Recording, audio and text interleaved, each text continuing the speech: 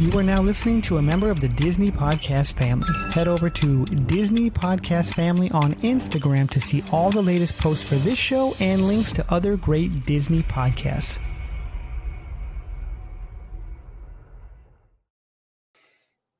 Welcome back to Miles from Main Street. We're talking about our favorite Walt Disney resorts.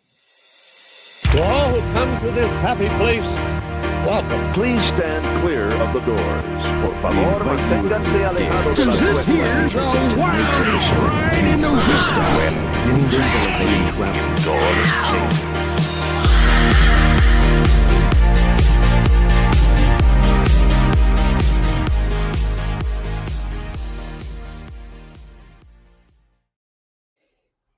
That is right, Stuart. We are talking favorite resorts. Are you ready for this? I am ready. Are you ready? I am, but before we can get into it, please like and subscribe to the show and your podcast app or on YouTube, and be sure to share it with your friends and family. Remember, new episodes are every Tuesday, and on Fridays, find the Disney Dash, a short form podcast with my daughter Mia, where she is talking Disney from A to Z from a kid's perspective.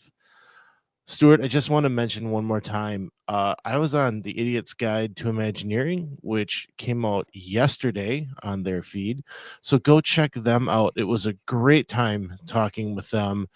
We took 30 minutes, 3 10-minute segments, and created a new ride with a non-Disney IP. It was a ton of fun. That's awesome. That link's in the show notes, right? Right. Yes. Oh my goodness, I didn't do that this past week. I'm gonna have to go update that. Or just put it in this week's episode. I will put it in this week's for sure.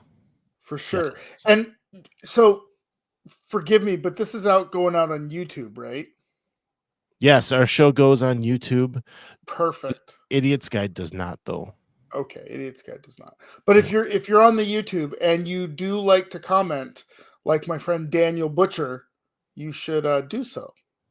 So, and you can provide context for that, so we know what you're talking about. That would be super swell.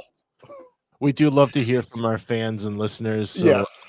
Please definitely give us a comment there. If you're not watching on YouTube, that is quite all right. Use the show notes. You can send us a text, or you can also just comment on Facebook and Instagram, because we are there and we love to talk to people. And we are trying. The show got a refresh, and we're trying to do some. So we got some new things coming up. So be sure to hit that like and subscribe button, and give us your comments. Yeah, let's chat about our refresh for a little bit. Okay. Things will be still changing a little bit.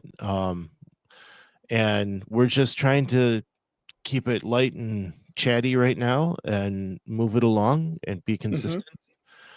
Something that the show has had trouble doing in the past is consistency, and we want to definitely do that. So let's be honest, it's a podcast, and podcasts inherently have a problem with consistency because believe it or not, this is not our day job.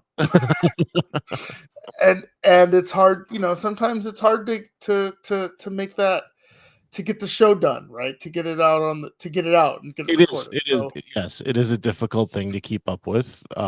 But with all things that I try to do them well, and at least some sort of level of competency. Goodness. Yeah. But again, the fact that we got the show out and we've been consistent is a pat on our back, sir. I mean, it really, really is. It really is. Yeah. Okay, so Disney resorts. I have stayed at a few, but I have stayed at less than a few. Stuart, you've had a different path with Disney, and that's okay. Yes. We will get you in the bubble. Well, okay. We could talk about the Disney bubble because while I have not stayed at many on property on property resorts. The cruise ship is kind of amazing, and I sort of count it as a resort. So I have a cruise, and that's, like I said, amazing. So that's a Disney bubble, and I'm sure I will tell my story about Castaway Cay at some point in time in the Disney bubble conversation. But resorts. I've stayed at. I'm gonna just barrel right into this. I've stayed at Port Orleans. Port Orleans, not Riverside, but the other one. I forget the name of it. Quarter. French.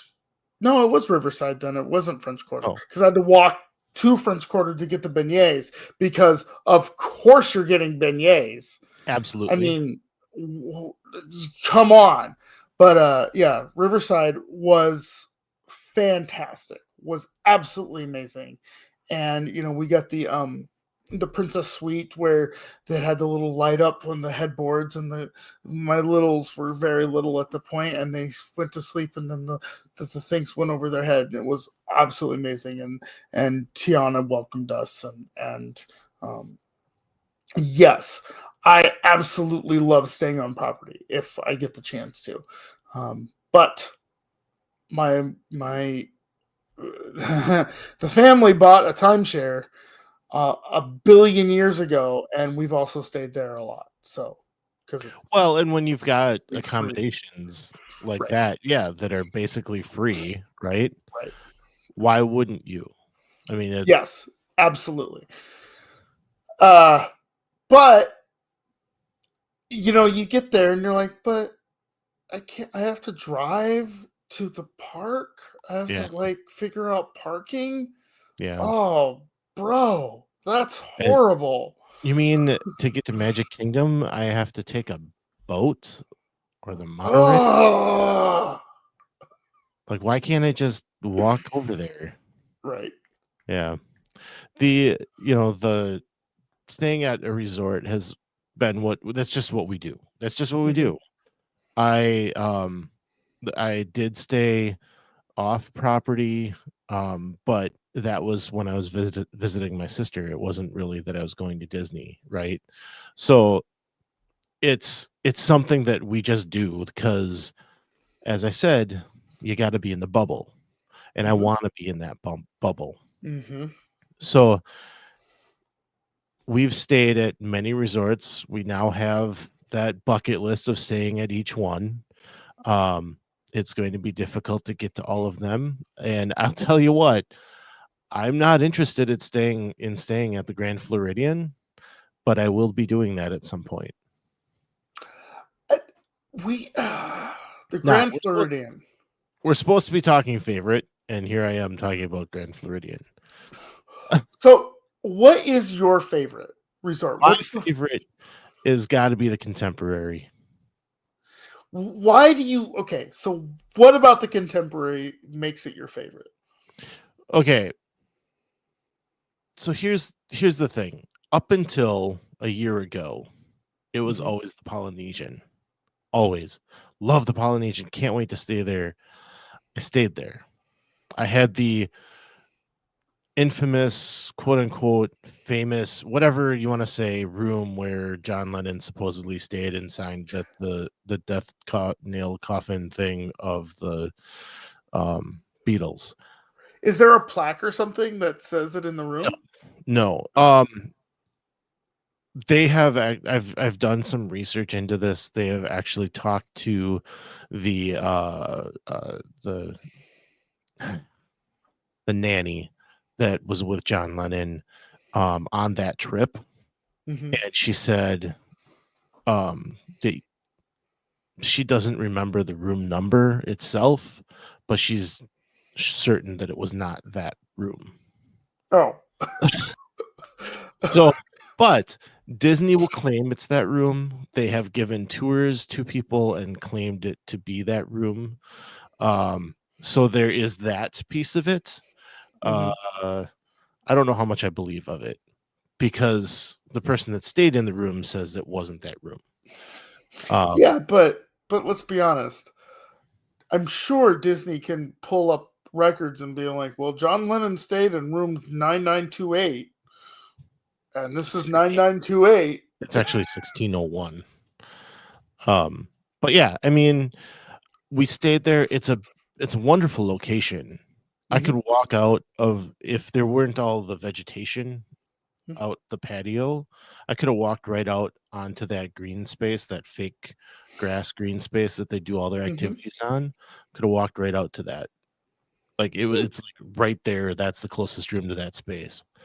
So it was wonderful. I could get up, walk over to the quick serve at Captain Cook's and pick up breakfast and bring it back for everybody, because why eat over there when we're right there and we can have it in our room? And that was great. But it's a busy resort. It is. While there were a lot of great things. It was great to be able to go sit on the beach, but still I had to plan an hour ahead of time to be down on the beach sitting there because it's so busy. I guess the feel of it didn't jive with what I expected, and maybe that's why the expectation wasn't quite there. Now that's not to say that I didn't love staying there. I did love it. I enjoyed staying there. It was terrific. But we stayed at the Contemporary, and I do need to stay there again because it was during the COVID reopening. So it was less than a year after they had reopened, and we got a garden view room, and we were looking out at Bay Lake. And I think I told this last week even that I was able to sit in our room and watch the electrical water pageant from there. It was amazing. And the pool was right there. We could still walk right over to the pool, no problem. And from what I've heard, the tower can get busy with the elevator, especially when Magic Kingdom closes and it gets to be difficult to get up that elevator to your 14th floor room or whatever it might be. But the feel of the Contemporary, the time we had there, I mean, everything was perfect about it. Sitting by the pool at night, staring up at the tower, enjoying the weather. It was just awesome. It was so nice it was relaxing. And I think it just fit our family a little bit better. And we've been looking at buying DVC, and we did a tour at Bay Lake Tower, and oh my, that place was amazing. But the Poly Tower is now open, and from everything I've seen, it is incredible as well. So I can't wait to get in there either. So the Polynesian Tower is open. I didn't know that they had finished constructing it. So yeah, it opened just before Christmas. Oh, cool. Yeah. Cool. So both of those resorts and Grand Floridian are on the monorail, and that's part of what makes them so busy, right? Is that they're basically walking distance from Magic the Magic Kingdom or the parks in general. And I mean it's to the point now where if you don't they have gate entry there too? So if you scan your Magic Band at the terminal for the monorail at Polynesian, you're basically in the park at that point? No, I think what you're confusing there is they do have security before the monorail. Oh, maybe it's security. Yeah, so you do have to go through security before you can get onto the monorail, which can be kind of a pain when you're just taking a monorail cruise from resort to resort. But otherwise, it's nice that you can do it there. The line isn't as long, and then you get over to the park and you just go right in. You don't have to worry about it when you get over there. But yeah, they're busy. We went over to the Riviera, another great resort that I can't wait to stay at. And we had a meal there. We had a dinner at the Primo Piata, which is the quick service there. Oh, nice. That might be the best quick service on property. Oh, really? Oh, it was awesome. They Cool. brought What I mean, what's the food? What's the fare? well, it's a French Riviera theme at that hotel. They had a burger. They had pasta. Um, I'm trying to remember what my wife had. I think she had a salad of some sort that was just amazing. I just got a burger. This was when I was getting over COVID, so I couldn't taste anything. So I wasn't really buying any or getting anything that was, gonna tantalize my palate, as they might say. But Right. but my daughter got pasta and she loved it. Mhm. And they brought the food right to our table. It was busy in there, but still quiet. And the atmosphere was nice. Walking around the resort, you know, some people might say that it's a little fancy or too fancy, and that's kind of what I think of when I go to the Grand Floridian. I didn't feel that way at the Riviera. I didn't feel like it was too fancy there or stuck up or anything like that. I enjoyed walking around. We went into the gift shop there, and it was typical gift shop. It was a nice place, a different type of layout than you might have in a Disney resort, which I thought was kind of neat. Yeah, I want to get up to that top floor and try out. Is that Topolino's up there? I think that's Topolino's. Yeah, because it's Topolino's that I get them confused sometimes. Grand Destino has the Dahlia Bar and something else. I can't remember the name. But the Riviera has Topolino's at the top, which I've heard is amazing too. Yeah.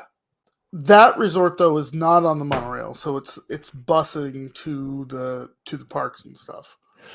It is on the Skyliner though, which Ooh, yeah, the Skyliner is equally is fun and terrific.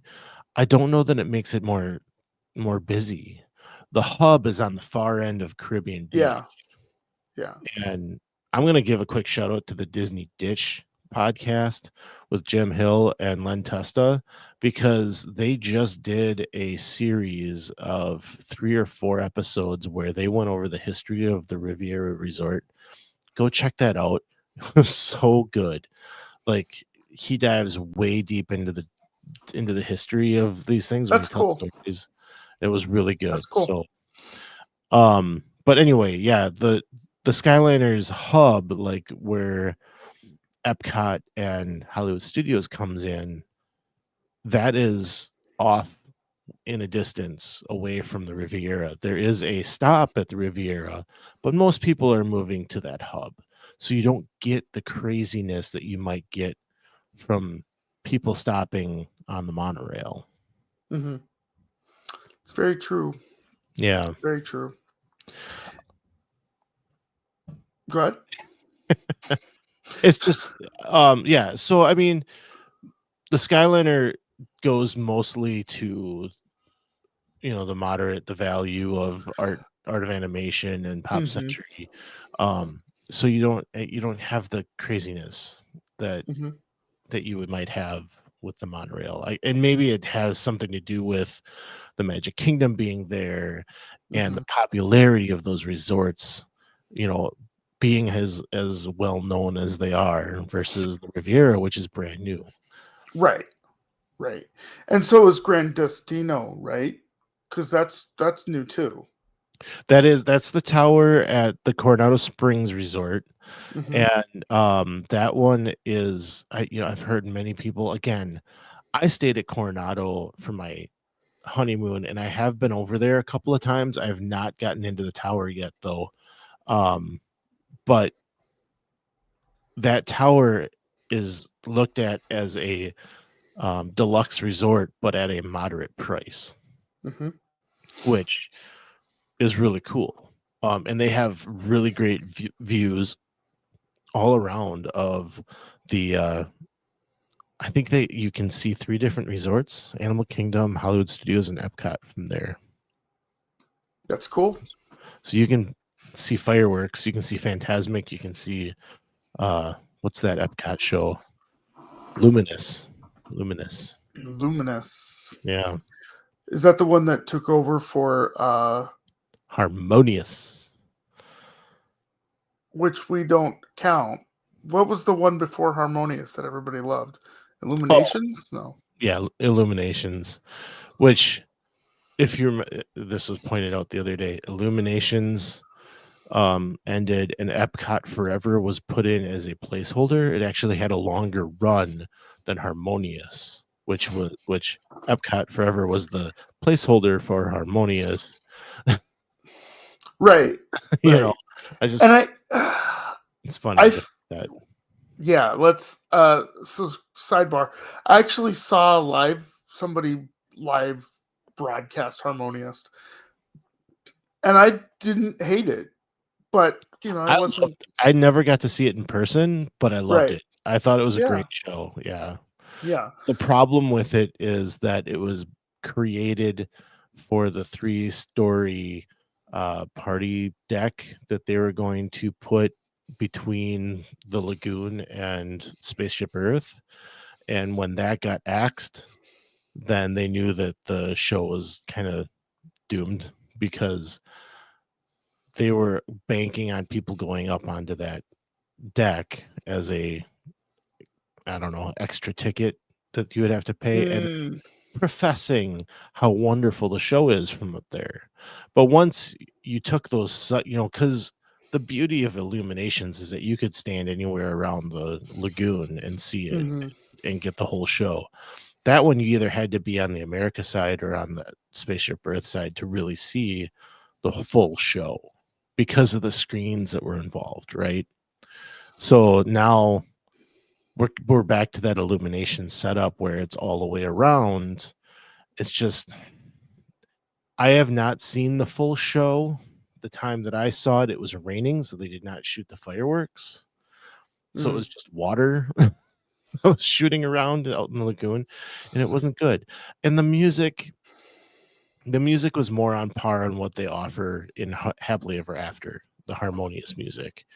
And I thought that was better done than what we're getting with Luminous. So yeah, the thing about Disney though is they're always reinventing and re-examining things. Even to bring back to the resorts, even the resorts, they're adding new resorts. They're taking the resorts that they have and not rebuilding them, but refurbishing them and making sure they have nice beds and all of that stuff, right? The right. Stuff that you need. One thing I was a travel agent for a while, and one of the selling things that they try to help give you is that they actually go out and find very high quality mattresses for all of the resorts, including the value ones. So the mattresses alone are worth the price of admission for staying at a resort. Even, like I said, even the value ones, even Art of Animation or what's the Pop Century is the one that's on the Skyline, right? Yeah. Every now and again I'll get a bug like, oh, I wonder how much to fly there and to stay at Pop and to get on the Skyliner. Like that's the weekend getaway trip, is to stay at Pop Century and 36 hours, you're there, you're gone, right? But it's not, we've never actually pulled the trigger on it. But it is definitely worth it to stay on property, in my opinion, whether you're staying at something like Pop Century or Riverside, or if you can contemporary, right? Because it's definitely worth it to stay inside that Disney bubble where you are, you know, catered to, I guess sounds bad, but you're part of that experience. You know, you want, it's not just that they clean your rooms. They make stuffed animals out of towels in your room. I mean, the level of customer service in the resorts is far and away better than anything else in Orlando. Yeah, and I'm a big character guy. I like to visit with the characters. Staying at Polynesian, Moana makes a regular appearance there every day, so it's really cool to be able to say hello to her. The like all of the deluxe resorts have some sort of character meal going on, so you can go and say hello, or you can at least see from afar if you're not actually eating there, right? And the Moana thing was kind of nice, but they do have a character bus that will randomly stop at a resort, and the characters, it could be anybody, they'll come and hang out in the lobby for a little while. So when we were staying at French Quarter, we went over in the morning. I forget where we were headed, but it wasn't a park day, and Donald and Daisy were there. They had driven, the bus had pulled up, Donald, Daisy comes out, and they're doing it more Disneyland style, where they're not going to stop and let a line form. They're just roaming around, and you can get your signature, you can get your picture. You just have to ask them like a normal person would. And, a normal person. Wait a second. And it was a blast. My daughter was trying to get her book signed and had to chase him down to get it signed, but it was fun doing that and watching her struggle a little bit, and he was having fun with it. He also took a kid by the hand and started walking him over to the checkers board and kicked some of the checker pieces around and then blamed it on the kid for making a mess. And it was hilarious. He started fighting with his character attendant because she was blaming him, and he's going, "No, it was the kid. It wasn't me."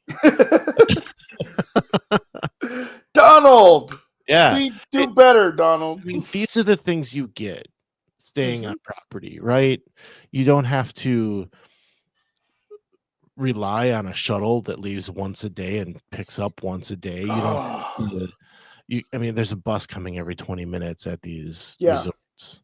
And if you don't like that, pick up a lift, or if you're wanting to splurge, pick up a minivan. Like, the minivans are so cute, and they're awesome. They're huge inside, and they're playing Disney cartoons in the car. Wherever you're seating, you can watch Mickey. When we got in the car, I've been in one once, and when we got in the car, they were playing the newer Mickey Mouse shorts, and she said, "I can turn on whatever you want." I said, "No, this is fine," because I didn't know what else I'd want to turn on. But she could basically turn on whatever we wanted to watch. Yeah, the Disney bubble is real, and staying on property is the key to it. Because when you don't stay on property, you're out of that Disney bubble. You're not involved. You're not inside of it, and that's absolutely true. We stayed even at the Hilton next to Disney Springs, like I said, because I had a bunch of Hilton points, right? So we stayed there one time, and it was okay. I mean, we had to walk over to Springs or whatever, and then catch whatever we were getting to wherever we were going. But you're still not quite there. I'd be interested to stay at the Swan and Dolphin to see how the Disney bubble is there, because those are Disney resorts managed by someone else, or some other resorts managed by Disney. They're Hilton resorts run by Hilton. But like the buses will go there. You get a little bit more amenities because it's within property. But like the restaurants are are not Disney restaurants. They're run by somebody else. Not to say that they're not good, but Right. you just it's like you're in the bubble, but not. You're kind of like on the edge of it, maybe. Yeah, the bubble shrink past you and then gets a little bit, Yeah. The character bus isn't stopping there, but No. like a Disney bus will go there. I Mhm. believe one of the friendship boats will stop there. I mean, it is in between Hollywood Studios and Epcot, so you are having part of that bubble, but they do charge a resort fee. They're not Disney. You might get a cheaper rate, but once you get that resort fee in there, it's basically going to be better to be in a Disney resort. Yeah, and that's the other thing. Once you start balance, so when we decided to do this trip to Port Orleans, this was 8 or 10 years ago, right? So when we decided to do the trip, we balanced everything and we looked at like, okay, could we stay at the Motel 6 down the road, right? Or could we stay at a nicer place, but off property and get a better, once you started balancing all of that. And then at that time they had food credits, right? So they threw in, typically you don't get any of those food credits unless you stay at one of the Disney resorts. So, and even sometimes the tickets are cheaper. So you really need to get in touch with the travel agent and work with them on it, because that's really where they start making their money on it. But you start balancing all of that, it's like, why not stay there? And plus when you're not staying on property and you have to wade through the sea of humanity to get to the parking lot, that's really sad. It is really, really sad. You're like, I could have just gotten a bus and ridden the monorail, but now I have to walk. Well, I mean, sometimes getting on those buses can be a pain as well, like literally painful, because you have to walk a ways to get to it, and then you have to You're stop right. and wait for it. And then you think, thank God the bus is here. And you get on the bus and it's so packed that you have to stand on the bus. Yes, true.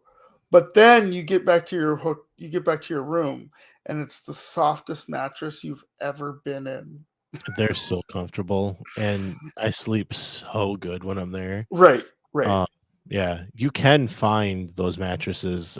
People have done the research. I have not looked into it myself, so I Oh can't. yeah, no. But people have done the research for the mattresses, the pillows. Mhm. Yeah, I'm not a The huge linens. fan of their pillows, but I know people are. They are. Mhm. I kind of like a firm mattress or a firm pillow, and so theirs are not as hard as I like it to be. So, um, I whatever. I don't need their pillows, but people go after them, and Yeah, I mean, great that that's happening. you don't get the H2O shampoo though if you don't stay on property. That's for sure. Well, you don't get the H2O shampoo anymore anyway, so No, but rest yeah. in So peace. the rest in peace. Yeah, the amenities that at the end of the day, Disney is nothing if not a customer service people. They Yeah. take care of their guests. You are guests when you are there, and you are invited into someone's house, and they're going to take care of you. And that goes from walking down Main Street and then picking up garbage to making sure your room is nice and tidy, before you get there. And it really is that bubble. It really is that, taking care of yourself. So I know we're kind of like waxing poetic about it, and we keep saying the same thing over and over again, but seriously, if you're thinking about going, really consider staying on property and staying at some of the resorts. And they're not nearly as expensive as you might think they are. Not saying they're cheap. So we did talk about at the top of the show that this was going to be our favorite resorts, right? Right. I haven't heard from you what your favorite resort is yet. Okay, so let me say it this way. The bucket list resort, the one I want to stay at the most, if I had, here's a check, you can go, 7 days, you're going to get to stay wherever you want, would probably be the Contemporary, because I love the design of it. I love the idea. It's silly, but I love the idea that the monorail goes through the hotel, right? Oh, it's not silly. It's awesome. It's awesome, right? And I love the idea. I know it's debunked. I know it is not accurate, but I love the idea that somebody somewhere thought the rooms came out and they refurbished them and they went back in.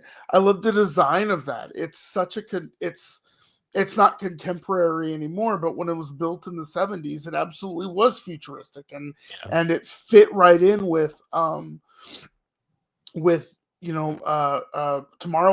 and all of that. And it is the only hotel that is walking distance from Magic Kingdom. It's the only resort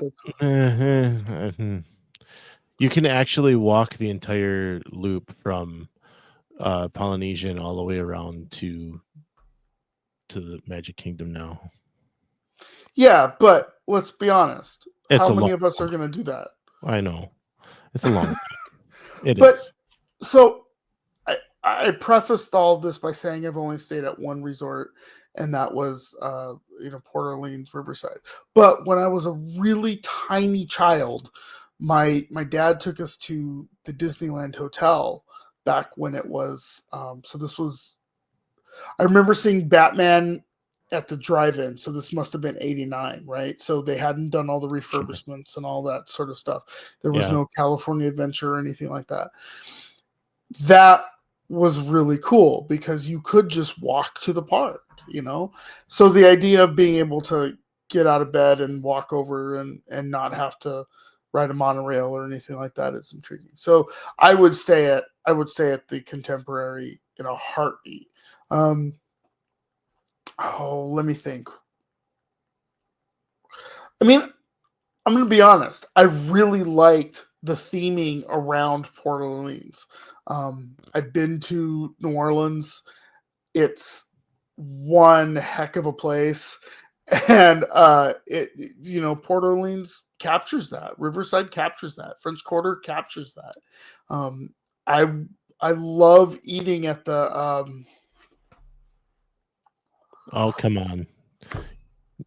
I'm bad at restaurant names. Whatever the restaurant that's in there, that's a great place to eat. And then you got Yeehaw Bob. You're talking the River Roost. No, that's the lounge. Yeah, I mean, Saskatoon's is the restaurant, and Yeehaw Bob is it? What is it? So Yeehaw Bob is in the River Roost Lounge, which is over at Riverside. The Boat Rights is a sit-down restaurant. Boat Rights. That's what I was thinking of. Okay. Sasagula Floatworks is the quick service at French Quarter, which they don't have a sit-down at French Quarter because it's just so small. And then the beignets at French Quarter. So I would have to say, honestly, Port Orleans is a really, and it's one of those deluxes that's priced as a moderate, right? At least that's what they kind of advertise it as. So I always would throw that in there with when I would price out places for people, because it's a nice resort. It really is. It is. And it has the best boat ride. If you're going to go to Disney Springs, hop on that darn boat. Oh, yeah. I just love that boat. Best boat ride. Nice. Yeah. It's the best boat ride. And there's no line for it either. Yeah. Plus, they do a whole bunch of, every resort does. They do a whole bunch of non-park day things, right? They'll show movies. They've got yoga in the quad or whatever. You could rent bikes, you could go fishing, you could do all of these extra amenity things that just adds to the ambiance of the place. And again, you're not going to get that at Motel 6. Now, you can make the argument, like, why do I need any of that if I'm just going to be in the parks? Again, the idea for Walt Disney World is that you're there for a week, 7 days, right? You're not going to... You need to take a pool day, at least one pool day. Right. If not two. When we go, it's 4 park days, 3 off days. Mm-hmm. It's either to play in the resorts or play in the pool is what we're doing, or Disney Springs. And then those other days we're in the parks. So, and you need that downtime, or else you get, tired and cranky, and it kind of loses that luster and loses that magic. And so it's good to have these things of like, okay, we're gonna go play in the pool, and then we're gonna watch the movie that they're showing, and then there's a craft thing, and all of that sort of stuff. The resort that I really want to go to that we didn't mention is Alani. I would go to Alani in, again, a heartbeat. But let's be honest, I'd go to Disney in a heartbeat right now. In fact, I'm just gonna go see it. It's so cold here. It really is. We're in the middle of that. Well, I mean, it's cold here. The low this morning was -15. I'm in Green Bay. Yeah, that's what it was here too. Yeah, it was -2 on my car when I was driving home. And it's snowing in Florida. Yeah. Can't shovel sunshine, but guess what? You get snow. You're getting snow right now, so there you go. It is so cold right now, and so the last time it was this cold, I called my travel agent. It was like, I need to be on a cruise. And then I went on the cruise, which I feel like is a floating resort. And everything that we've talked about. So when I was on the cruise, I had this realization that the Imagineers got to take everything they learned from the resorts and everything they've learned from years of doing this with, the Walt Disney World Company, and shrink it down and condense it and make it on a boat and float it around, the Caribbean, right? Mm-hmm. It's all of that stuff that we've been talking about plussed up, right? So you never have to think about anything. You're hungry, you go eat. If you're don't want to get out of bed, you call someone and they bring you food. It's so. You want coffee in the morning? You write it on a little thing, you put it on your door. There's coffee in the morning. I mean, it's such. Every step they're taking care of you, and they're making it, an amazing time for the patrons. Again, is it free? No. But when you can start comparing it to other cruise lines and other vacation time, vacation places, it's very reasonable, and you don't get, you're not getting nickel and dimed as much. You're still some of those microtransactions that annoy people, but you're not getting things tacked on, beverage fees or whatever. So again, talk to your travel agent. Go on a cruise. You need to go on a cruise. I need to go on a cruise. I have shied away from it for many years. Why do I need to get on water when I've got Orlando and Disney World sitting right there? But watching the videos on the Treasure has kind of solidified it for me that I need to start trying to cruise. So cruising, I don't know if it's a kid thing, right? I mean, your kids are old enough now to where they would probably dig it. when we went, our two oldest kind of were bored with it. The youngest was great because he could just go to the Oceaneers Club and just be gone all day long. The two older ones were a little bit like, what are we doing? Yeah, there's clubs and whatever, but if they're antisocial or, get worried about meeting new people, that's difficult. We loved it because there's nowhere for anyone to go. Like they're confined to a boat. Yeah. And they can watch movies or there's live theater and all of that stuff. So then here's my story about the Disney bubble. So we're on the Dream, and the day before Castaway Cay was kind of yucky out on the ocean. It's overcast. It's kind of blah, whatever.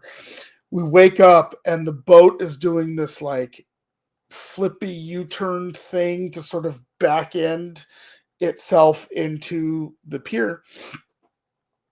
And you get off and you walk to walk around and you get to the beach and I was sitting there on the beach, and it struck me that the Disney bubble is actually real over Castaway Cay because the sun was out. It wasn't super hot. It was a perfect day. And I'm sitting there on the beach, and off in the distance, I see this cruise ship, just picturesque as all pictures can be. And so I'll show you pictures of that someday. Cause that's like the Disney bubble is real. It's just over Castaway Cay. It's not over Florida. But now you get to go to Lighthouse, right? So that'd be cool too. Yeah. No, that's something that I definitely need to do, and I love to hear that the bubble is real. Yeah, so, really is. That was the thought I had. I was like, the Disney bubble is real because, like I said, the day before was kind of overcast and choppy, and everybody's like, "Oh, I don't know. If we go to Castaway Cay, it's not going to be very nice." And then we get there, and it's this it's like they painted a day. they planned a day, and it was perfect. So. Right. So I feel the need to add one last thing. And at the beginning I said that I've never stayed off property and gone to Disney at the same time. I've always stayed on property, but that's not totally true. When I went to Disneyland, we stayed off property. Now that is much easier to do at Disneyland because of the size of Disneyland, the location of Disneyland, basically everything that's going on there. So the hotel we stayed at had a wonderful shuttle that left every 15 minutes. And whether you were at the park or it literally was a 10-minute drive. So they were able to pick up and leave every 15 minutes, and it was clockwork, and it was perfect. But I'd get on that bus, and I knew I was leaving the bubble, and I could feel the pixie dust trailing away from me and getting away as we would drive back to the hotel we were staying at. Wonderful hotel. I believe that was also a Hilton, if I remember correctly. I have no complaints about the hotel. The room was terrific.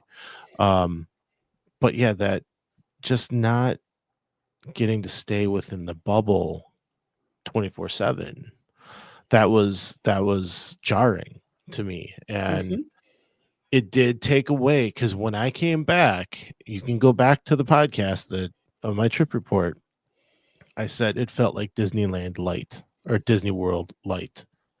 And I think not staying on property had something to do with that. And so I would love to stay at the Disneyland Hotel.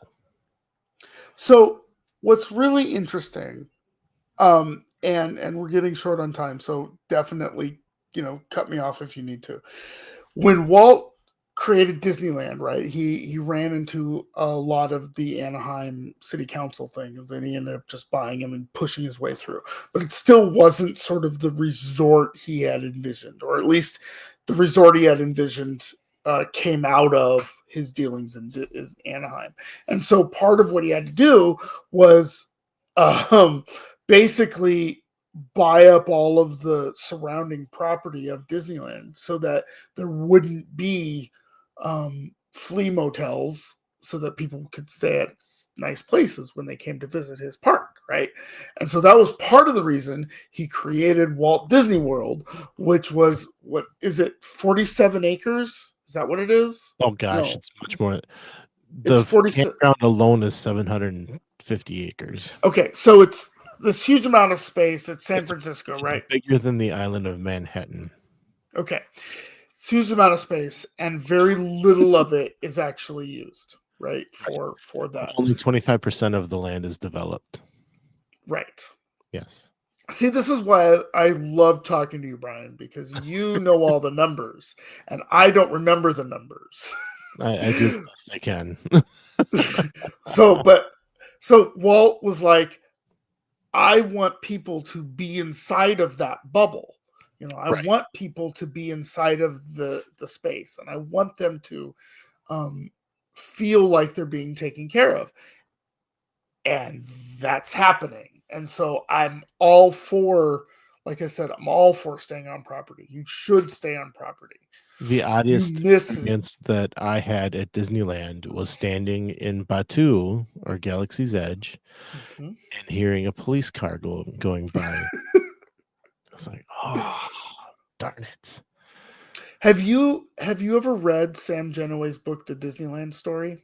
I haven't. That's a great book. You should read that. I have Walt Disneyland. I was reading that, trying to read that, complete that before I got there. I didn't quite finish it, but I've never. Which one's that one? It's been a couple of years now, but it's more of a Disney approved book. But it was written kind of talking about how Walt created it, but also treated it and worked in it.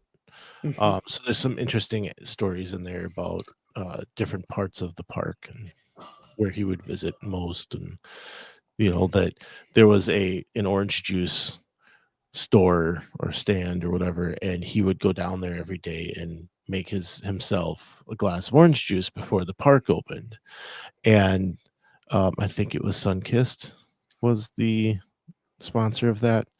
And the guy that ran the place got wind of that he was doing this, so he gave him his own juicer and would put the oranges there in the morning for him, so he could just make it right in his apartment. And he said he wasn't doing that. He was still going down to the store and making it. And he said it's much better made there than in my apartment. And that's just one of the stories that I got out of that book. So yeah. Yes. Good stuff. But this was another great episode. Favorite resorts. It turned more into a sales pitch, I think, but yeah, I mean it did, but it's not. And I apologize if we sound pushy, and I'm not pushy. I want everyone to experience the warm blanket that, especially today, that is the world bubble, right? I want everyone to experience that.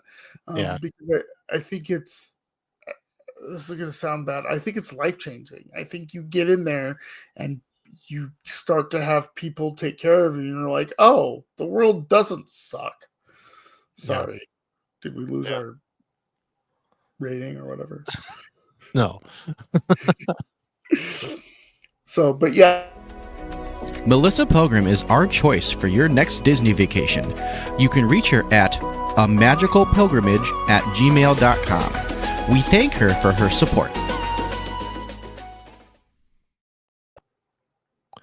Sorry, I was trying to find a good spot for that, and I kind of cut you off, so I apologize.